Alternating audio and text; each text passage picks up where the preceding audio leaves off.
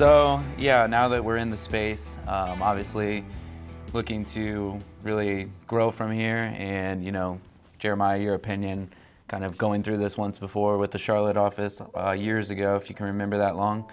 Yeah, I think just having good communicational skills, personal development as a manager, and then working with your reps, really developing their skill set. Yeah, developing the skill set, celebrating the small wins. That's definitely something that I'm trying to embody up here as we, are only 30 people. I think when me and you started, Jeremiah, there was less than 10 or somewhere around that? Right, really had to push, right? I mean, when I joined the company, being a startup essentially, did I know what I was getting into? No, but I thought this is an opportunity to be great, help be a foundation for Spot. Saw Andrew, the Andes, and you knew that there's something there, and they're insightful and just seemed like high character individuals and people that I wanted to work for. I love that phrase, like there was something there, because I remember people had no idea who we were, right? And I feel like those conversations would naturally go to like, why do you work there? And it was like genuinely, I don't know, but there's something here. I know that there's something here.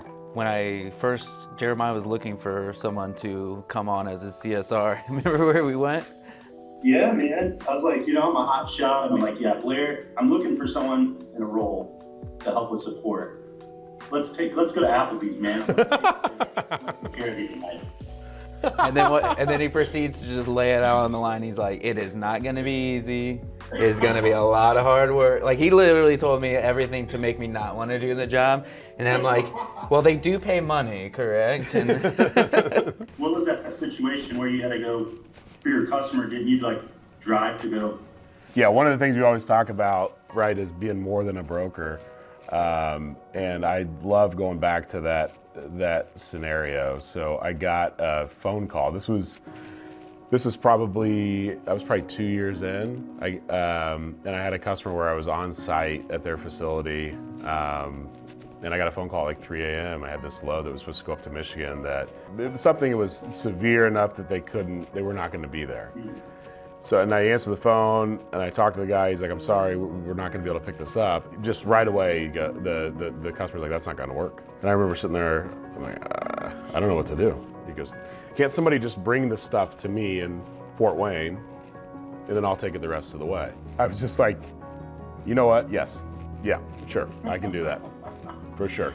So I tell the guys there to, all right, load it in the bed of my truck. It's loaded, but it is like literally as wide as my truck bed and as tall as the cab, right?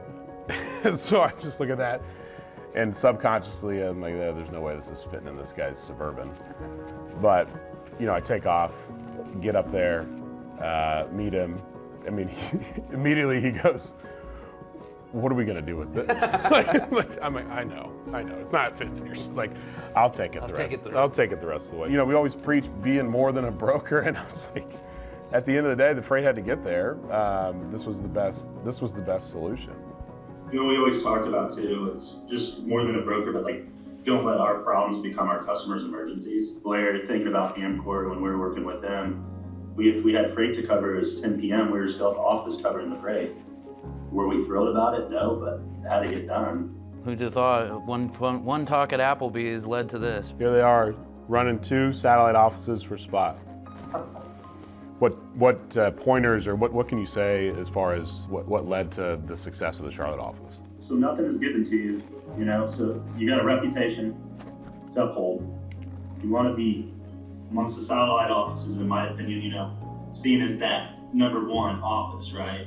Dig deep, right? Fight for every shipment, service every customer as best to your ability as possible. That's all I can say, man.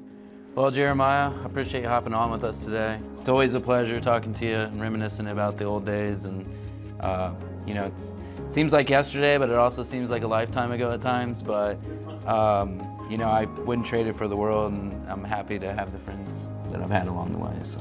Yeah, man. I appreciate you.